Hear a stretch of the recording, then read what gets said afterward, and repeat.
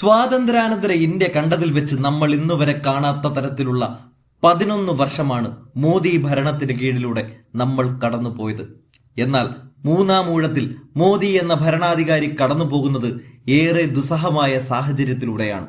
സഖ്യകക്ഷികളെ കൂട്ടുപിടിച്ചുകൊണ്ട് മോദി കിതച്ചുകൊണ്ടാണ് 2024 തന്റെ മൂന്നാം ഊഴത്തിൽ പ്രധാനമന്ത്രിയുടെ അധികാരവും ചെങ്കോലുമേന്തിയത്. അവിടെ തന്നെ മോദിയുടെ ആദ്യ കണക്ക് തെറ്റി.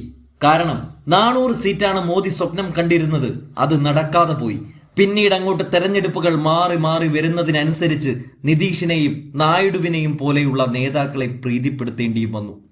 അതിനിടയിൽ ഈ വർഷം 75 തികയുമ്പോൾ മോദി പടിയിറങ്ങണമെന്ന അലിഖിത നിയമം ഇതേ മോദിയെ വേട്ടയാടുന്നുമുണ്ട്.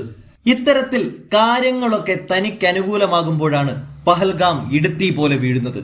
ഇവിടെ എല്ലാം കൊണ്ടും കാശ്മീർ ഭീകരാക്രമണത്തെ തനിക്ക് അനുകൂലമാക്കാൻ മോദിക്ക് കഴിയുകയും പ്രതിപക്ഷത്തിന്റെ വാ അടപ്പിക്കാനും ഒരു പരിധിവരെ മോദിയെ കൊണ്ട് സാധിച്ചിട്ടുമുണ്ട്. തനിക്കെതിരായ വിരൽ ചൂണ്ടാൻ സാധ്യതയുള്ള പ്രതിപക്ഷ നിരയിലെ അംഗങ്ങളെയൊക്കെ വിദേശ പ്രതിനിധികളായി മാറ്റിയതോടെ അവരുടെ വാ അടപ്പിക്കാൻ തനിക്കെതിരെ വരുന്ന ചോദ്യങ്ങളെ ഇല്ലാതാക്കാൻ മോദിക്കായി. അതിൽപ്പെട്ടതാണ് മജ്ലിസ് പാർട്ടിയുടെ ഉവൈസി, കോൺഗ്രസിലെ ശശി തരൂർ, CPM-ൽ നിന്നും ജോൺ ബ്രിട്ടാസ്. ഇങ്ങനെ നീളുന്നു നിരകൾ. പക്ഷേ അപ്പോഴും ഭീകരവാദികളെ പിടികൂടാനോ ഇല്ലാതാക്കാനോ മോദി ഭരണകൂടത്തിനായിട്ടില്ല. ആ ചോദ്യത്തിന് മുന്നിൽ കേന്ദ്രം ഉത്തരം നൽകാതെ തലകുനിക്കുകയാണ്. എന്നാൽ വെറും 30 സെക്കൻഡ് കൊണ്ട് തന്റെ കൂട്ടാളിയെ അടക്കം ഇല്ലാതാക്കിയ വിമാന ദുരന്തം അത് മോദിക്കുള്ള പണിയാണ് എന്നാണ് ഇപ്പോൾ കേൾക്കാൻ സാധിക്കുന്നത്. മോദിക്ക് മാത്രമല്ല, അമിത്ഷായ്ക്കും കൂടിയുള്ള പണി. അതുകൊണ്ടാണ് ഗുജറാത്തിൽ തന്നെ രാജ്യത്തെ നടുക്കിയ ഈ ദുരന്തം നടന്നത്. നിമിഷങ്ങൾക്കകം മോദിയും അമിത്ഷായും അങ്ങോട്ട് ഓടിയതൊക്കെ നമ്മൾ കണ്ടുകൊണ്ടിരിക്കുകയാണ്.